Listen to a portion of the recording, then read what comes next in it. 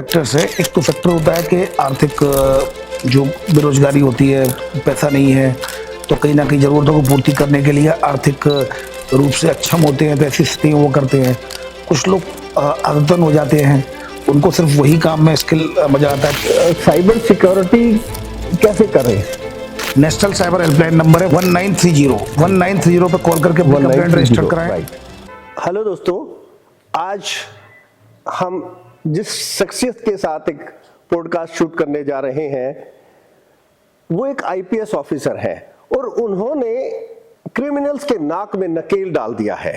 विशेष रूप से cyber crime जैसे जैसे सभ्यता का विकास होता जा रहा है, नई नई टेक्निक्स आती जा रही हैं, परंतु इतने लर्नेड हैं कि अपनी नई से नई एजुकेशन पॉलिसी के द्वारा और अपनी नई तकनीक के द्वारा, अपनी नई जानकारियों के द्वारा वो उनको इस तरह से क्रिमिनल्स को ट्रैप में फंसाते हैं और उनको उनके साथ एक ऐसा व्यवहार करते हैं कि वो उसकी लाइफ चेंज हो जाती है।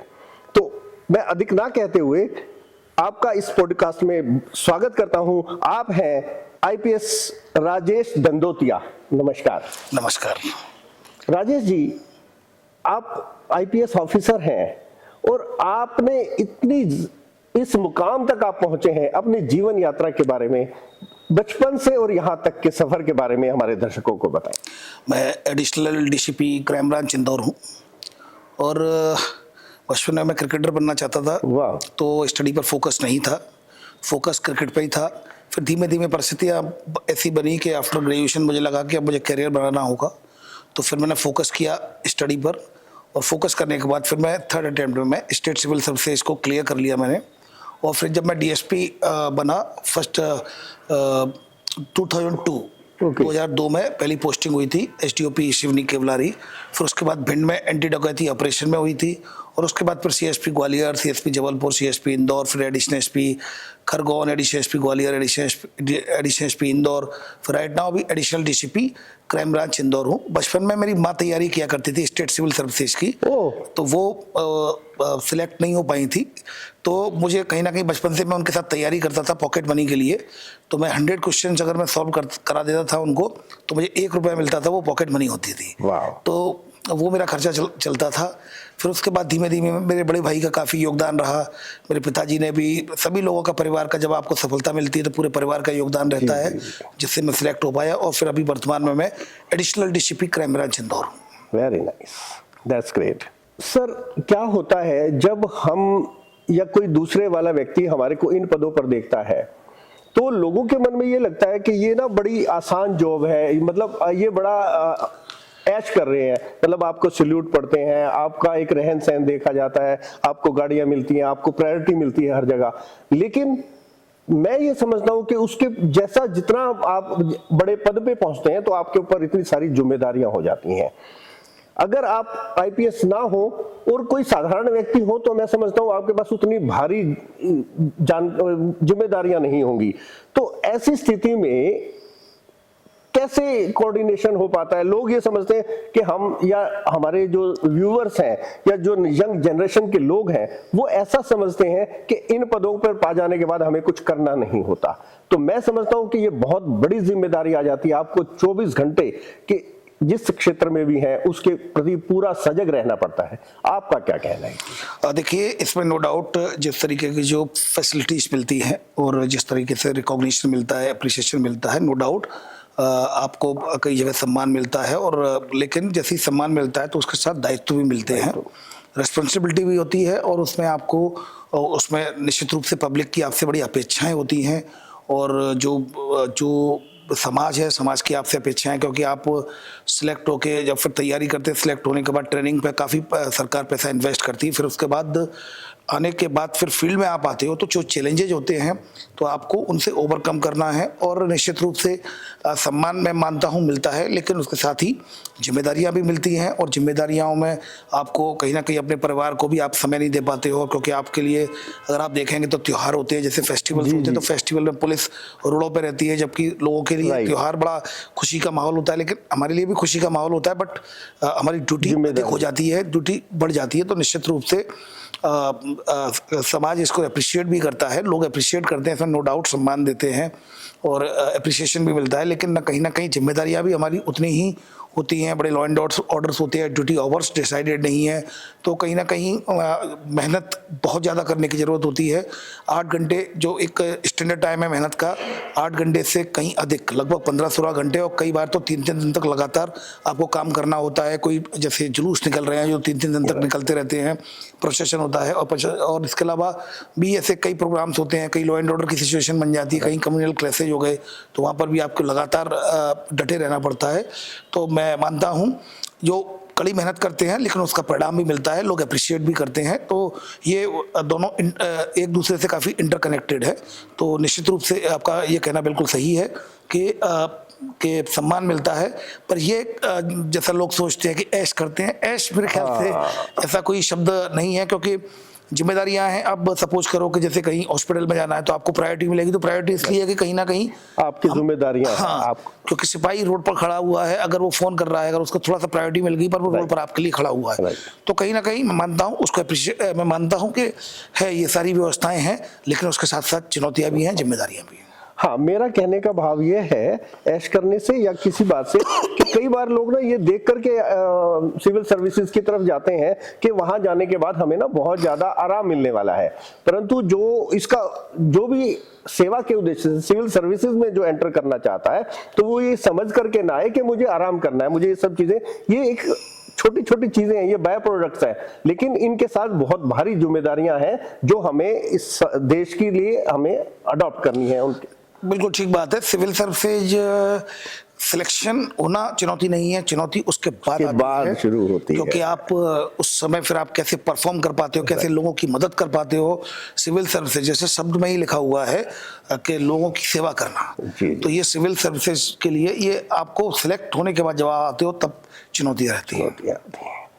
निश्चित रूप से बहुत सुंदरता के साथ जो हमारे व्यूअर्स सिविल सर्विसेज करना चाहते हैं, तो वो ये मान करके चले कि उनका उद्देश्य हमें इस देश की सेवा करना है। वहां पर जाकर के ये जो भौतिक चीजें हैं ना, ये बहुत महत्वपूर्ण नहीं रह जाएंगी, आपके समय की वैल्यू है वहां पर। सर, आपने एक साइबर मेला आपने आयोजित किया और उसकी धूम पूरे देश में है, तो उसके पीछे क्या सोच थी और उसके क्या जिस उद्देश्य से किया, मैं समझता हूं कि वो वंडरफुल रहा, तो आपका क्या आप पूरे सेटिस्फाई हो पाए हैं उस काम से? डेफिनेटली। देखिए, ये लोगों को जागरूक करने के लिए तरह तरह के आप हथकंडे अपनाते हैं, जैसे कि मैंने चौराहे पर खड़े होकर पैम्पलेट्स भी बांटे हैं और FM आकाशवाणी के माध्यम से लाइव भी गए हैं। इस पॉडकास्ट के जरिए भी अपन लोगों को जागरूक करने की कोशिश करते हैं। ऐसे कई पॉडकास्ट भी किए हैं, कई सेशंस भी लिए हैं, और इसी तारतम्य में एक मेले का आयोजन किया गया था जिसमें स्टॉल्स लगाए गए थे, लगभग 28 स्टॉल्स थे, जिसमें कि सभी बैंकों से संबंधित, सभी टेलीकॉम कम्युनिकेशन जो कंपनियां हैं उनसे संबंधित, और इसके अलावा जो सॉफ्टवेयर कंपनियां हैं उनसे संबंधित, और जो पुलिस की जो वी केयर फॉर यू है, जो क्राइम ब्रांच है, साइबर क्राइम है, कैसे शिकायत करनी है, इस तरह के स्टॉल्स लगाए गए थे जो रिलीवेंट थे, और सभी स्टूडेंट्स आए तो वो काफ़ी अच्छा रहा, लोगों ने अप्रिशिएट किया, और लोगों ने इस बहाने इस मेले के माध्यम से गीत संगीत का प्रोग्राम भी हुआ, लेकिन उसमें सब गाने भी इसी तरह के थे जो कि साइबर से रिलेटेड थे, अवेयर करने के लिए रिलेटेड। इनफैक्ट मेरा एक गाना भी उसी दिन कमिश्नर सर की तरह लॉन्च किया गया था, जो साइबर क्राइम अवेयरनेस के लिए बनाया गया है ऑनलाइन इंटरनेट पर। मैं आपको भी भेजूंगा लिंक, तो आप भी जरूर सुनना, क्योंकि और अपने व्यूअर्स को भी जरूर उसको अवगत कराना, क्योंकि उसमें जो पॉइंट्स हैं वो जागरूकता के हिसाब से बनाए गए हैं, न केवल गाने के लिए नहीं, गाने के माध्यम से अपनी बात कहने का प्रयास किया गया, जागरूक करने का प्रयास किया गया था। तो इसी स्लोगन्स थे, क्विज थी, तो लोगों की, लेकिन वो सारी चीज़ें साइबर से रिलेटेड थी, स्लोगन भी साइबर रिलेटेड थे, क्विज भी साइबर रिलेटेड थे, और ओपन माइक का भी कंपटीशन था, वो भी अब साइबर क्राइम के अवेयर करने के लिए वो ओपन माइक कंपटीशन भी रखा गया था।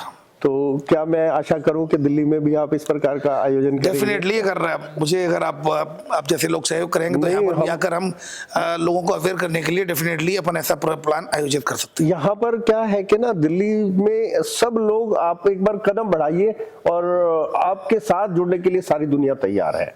इस बात की मैं गारंटी लेता हूँ, क्योंकि बस वो कहते हैं ना, जैसे आप चले हैं, मैं अकेला ही चला था मंजिल जानिब की ओर, कदम आगे बढ़ते गए और कारवां चलता गया। जी। तो इस तरह से यदि आप यहाँ पर कोई प्लान करेंगे तो मेरे व्यूअर्स और मैं बिल्कुल आपको विश्वास दिलाता हूँ कि वो जो आपने वो किया था तो उससे भी आप एक नई ऊंचाइयों पर पहुंच सकते हैं। जी, थैंक यू वेरी मच। मुझे कई बार जब आप क्रिमिनल को पकड़ते हैं और आपके पास सारे सबूत भी होते हैं, निश्चित रूप से आप पूरा ट्रैप करके पकड़ा जाता है, तो उसके बाद जब बंदा पकड़ा जाता है और वो झूठ बोलता है तो कई बार ऐसा नहीं होता कि वो आपको बहुत ज्यादा गुस्सा आएगा, यार ये सामने की सामने है तो बिल्कुल झूठ बोल रहा है, क्योंकि हर आदमी जब भी पकड़ा जाता है ना वो एकदम झूठ बोलता है कि वो कहता है भोला बनने की कोशिश करता है, जबकि आपको ये लगता है कि यार ये मुझे धोखा दे रहा है या हमें सबको धोखा दे रहा है, आपकी पूरी टीम होती है, अकेले तो होते नहीं है।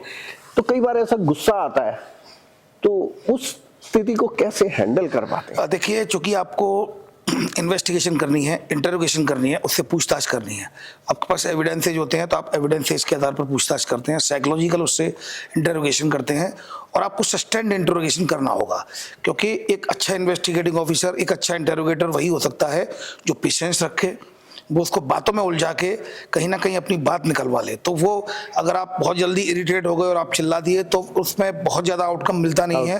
आपको सस्टेन्ड इंटरोगेशन लगातार करते रहना होगा। कई लोग होते हैं जो 2-2 दिन तक लगातार हम इंटरोगेशन करते हैं तब जाकर टूटते हैं, पर सस्टेन्ड इंटरोगेशन करते रहना चाहिए। और धीमे धीमे करके एक मर्डर हुआ था जिसमें उस लड़के ने एक्सेप्ट नहीं किया, सीनियर ऑफिसर्स ने भी पूछा, एक्सेप्ट नहीं किया। फिर मैंने उसको सुबह 8 बजे से लेकर शाम के 6 बजे तक उसके साथ बैठकर उसको साइकोलॉजिकल ट्रीटमेंट किया, उसको लंच भी कराया। लंच कराने के बाद फिर शाम को जब 6 बजे, तब फिर 6 बजे सामान्यतः मैं एक कॉफ़ी लेता हूँ, तो मैंने कॉफ़ी ली तो उसको ही पिलाई, फिर साइकोलॉजिकली बहुत ज़्यादा उससे ट्रीट किया। तब जाके उसने फिर बताया कि सर मैंने ही किया है, और सारे एविडेंस भी दे दिए और वो पिस्टल भी रिकवर करा दी थी जिससे उसने मर्डर किया था। तो पॉइंट ये इज दैट कि आपको पेशेंस रखना होगा।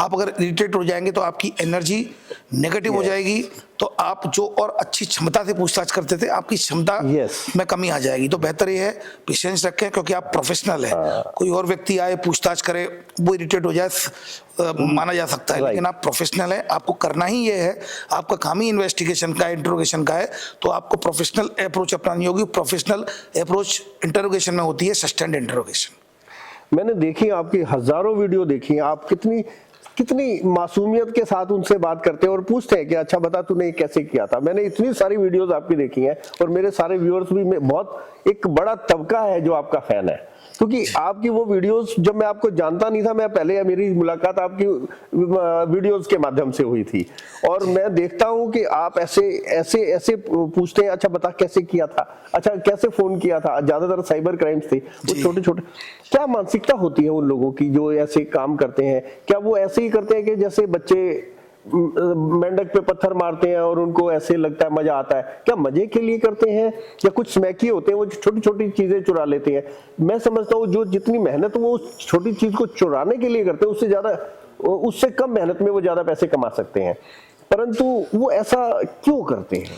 उसमें कई फैक्टर्स है। एक तो फैक्टर होता है कि आर्थिक जो बेरोजगारी होती है, पैसा नहीं है, तो कहीं ना कहीं जरूरतों को पूर्ति करने के लिए आर्थिक रूप से अक्षम होते हैं, तो ऐसी स्थिति में वो करते हैं। कुछ लोग आदतन हो जाते हैं, उनको सिर्फ वही काम में स्किल मजा आता है। तीसरा, जल्दी पैसा कमाने का ये जरिया है कि क्राइम करके जल्दी पैसा कमाया जाए, तो उसके लिए भी करते हैं। कई लोग अनजाने में भी करते हैं, उनको पता नहीं होता। जैसे कि साइबर, अगर हम क्राइम को में देखेंगे तो कुछ बच्चे, कॉलेज के छात्र अपने बैंक अकाउंट को रेंट पर दे रहे हैं साइबर फ्रॉडस्टर को, और साइबर फ्रॉडस्टर उसमें बहुत पैसा ट्रांसफर करा के और उसको और कई जगह जहां पर उनको भेजना है वहां भेजते हैं।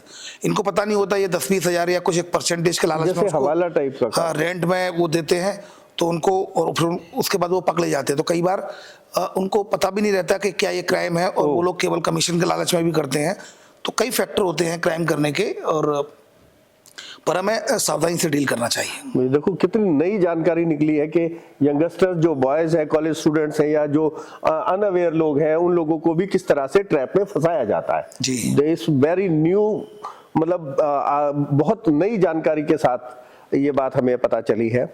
मुझे एक वाकया याद आता है आपके साथ हुआ। आप एक सेमिनार कर रहे थे, एक और आपको ये एक फोन आ गया, एक क्रिमिनल का फोन आ गया और ट्रैप में फंसाने की कोशिश की, वो वाकया जरा एक बार मेरे दर्शकों वो बेसिकली एक फोन आया था मेरे पास कि ऑटोमेटेड कॉल था, उसमें ये बताया गया कि हम आरबीआई से बोल रहे हैं, आपका अकाउंट 2 घंटे में बंद होने वाला है। क्योंकि मैं इंदौर पुलिस कमिश्नरेट में पुलिस प्रवक्ता भी हूँ, तो मीडिया को जनरली 1 बजे से ब्रीफ करता हूँ। Right. मीडिया की ब्रीफिंग चल रही थी, उसी दौरान फ़ोन आ गया। तो मुझे लगा, मैंने बताया कि ये डिजिटल अरेस्ट का कॉल है, आप वीडियो बनाइए, क्योंकि ये वीडियो जब जाएगा लोगों के बीच तो लोग जागरूक होंगे कैसे फ़ोन आता है, Yes. क्या बोलते हैं। मैंने फ़ोन को उठाया, बातचीत करता रहा, 9 नंबर दबाइए, तो 9 नंबर दबाया। हाँ जी, क्या नाम है आपका? तो मैंने अपना नाम बताया। आपके नाम से तो आपके अकाउंट में इलीगल मनी आई है। मैंने कहा साहब आपके आधार कार्ड का गलत इस्तेमाल हुआ। तो मैंने कहा साहब कैसे हो गया? अब मुझे तो पता नहीं साहब, मैंने कहीं आपने दिया है? मैंने कहा साहब 1 महीने पहले होटल में दिया होगा। हाँ, तो इस वजह से हुआ है, आपके खिलाफ FIR हुई है, आपको ऑनलाइन इन्वेस्टिगेशन में करना पड़ेगा। तो मैंने कहा साहब आप जोड़ दो ऑनलाइन इन्वेस्टिगेशन में। तो फिर उन्होंने कॉल करके ऊपर मुझे वीडियो कॉल पे जोड़ा। तो उस दिन क्या मैं वर्दी में था, अनफॉर्चुनेटली तो वर्दी में था। तो वो फोन देख के ये कौन है, वो बोला, मैंने कहा ये मैं ही हूँ। उसने बोला ये आपके साथ कौन है? मैंने कहा आपके साथ नहीं, ये मैं खुद ही हूँ जिसको कॉल किया है। तो उसने कॉल काट दिया। तो दैट इज द पॉइंट।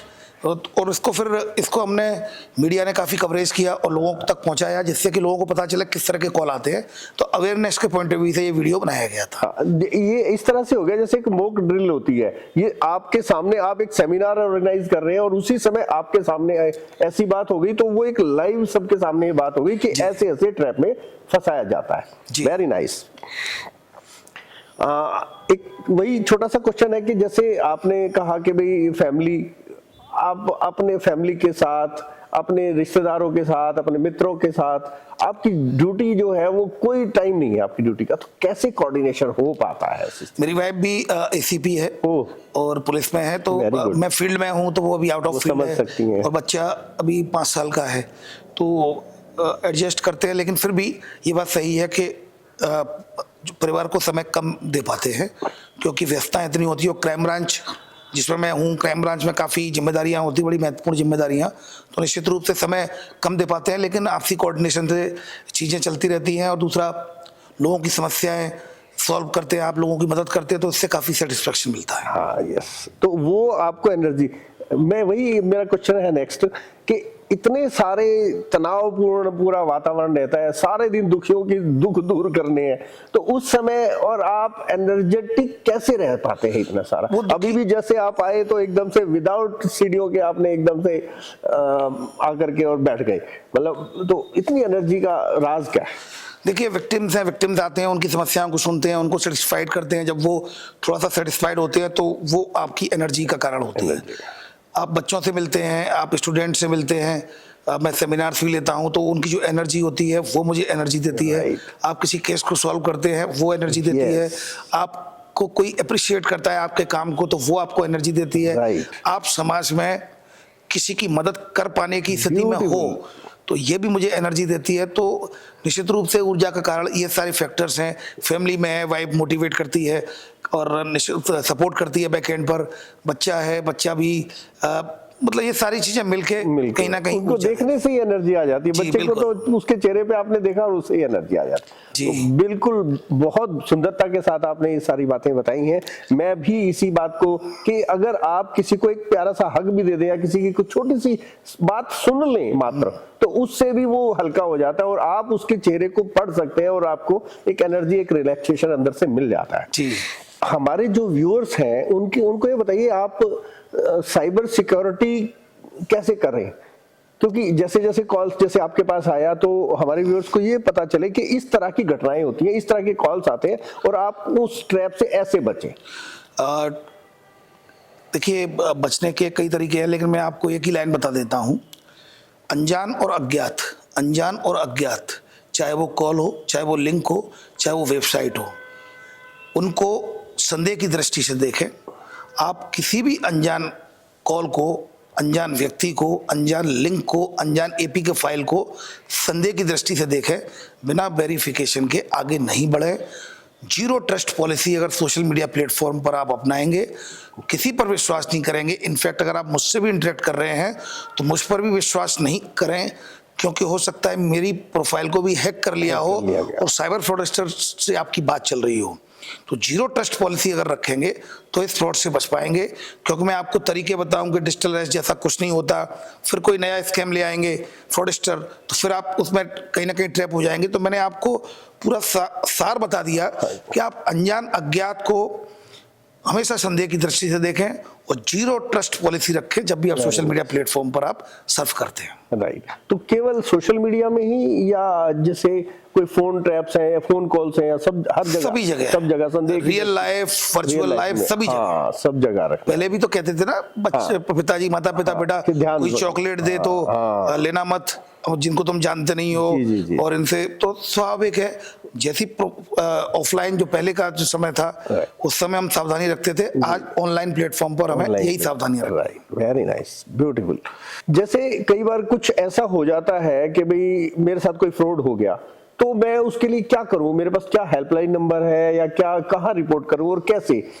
कई बार हमें इन बातों की भी जानकारियां नहीं होती। अब मैं आपके पॉडकास्ट के माध्यम से कहना चाहूंगा, नेशनल साइबर हेल्पलाइन नंबर है 1930 पे कॉल करके अपनी कंप्लेंट रजिस्टर कराएं, या फिर साइबर क्राइम का जो एनसीआरपी का रिपोर्टिंग पोर्टल है www.cybercrime.gov.in, तो इस पर भी आप कंप्लेंट कर सकते हैं। तो ये दो ऐसे प्लेटफॉर्म है जो ऑनलाइन प्लेटफॉर्म है, आप घर बैठे बैठे कंप्लेंट कर सकते हैं। इसके अलावा आप फिजिकली जाके अपने जो पास के थाने में वहां पर भी कंप्लेंट कर सकते हैं। अच्छा, वहां पे जनरल पुलिस स्टेशन को भी, जनरल पुलिस स्टेशन में आप कंप्लेंट कर सकते हैं। अगर आपके आसपास कहीं साइबर सेल का हो थाना, तो साइबर सेल के थाने में भी कंप्लेंट कर सकते हैं। नहीं तो आप जाएं और जनरली पुलिस को दे दें, वो आगे रिलेटिव उसको पहुंच जाएगी। तो आप एक संदेश अपने व्यूअर्स के लिए क्या देना चाहते हैं कि भाई उनकी लाइफ में कैसे हम वैल्यू ऐड कर पाए? छात्रों से मैं ये कहना चाहूँगा कि there is no substitute of hard work. कई लोग कंफ्यूज होते हैं, वो स्मार्ट वर्क बोलते हैं कि मैं हार्ड वर्क नहीं करता, मैं स्मार्ट वर्क करता हूँ, पर there is no substitute of hard work. Hard work in a smart manner, आप करें hard work in a smart manner. आप कड़ी मेहनत करेंगे तो आपको लक्ष्य जरूर मिलेगा। और दूसरा, आप लोगों की अगर मदद करना चाहते हैं तो पहले खुद की मदद करिए, आप इस लायक हो जाएंगे तब दूसरों की मदद कर पाएंगे। और साइबर फ्रॉड से बचने के लिए पहले स्वयं जागरूक रहिए, तब जाकर आप दूसरों को जागरूक कर पाएंगे। दोस्तों, आज आपने देखा कि पुलिस के बड़े बड़े अधिकारी भी किस तरह से कड़ी मेहनत करते हैं और लोगों की लाइफ के अंदर इतनी सारी वैल्यू ऐड करते हैं, आपको जागरूक करते हैं कि किस तरह से अपने आप को बचाया जा सकता है। तो दोस्तों, यदि आपको ये एपिसोड पसंद आया है तो निश्चित रूप से इसको अपने दोस्तों को और अपने परिवार के लोगों को शेयर कीजिए, उन्हें बताइए और कमेंट में बताइए कि आपको वीडियो कैसा लगा। तो अगले एपिसोड में हम फिर आपसे दोबारा भेंट करेंगे, तब तक के लिए नमस्कार।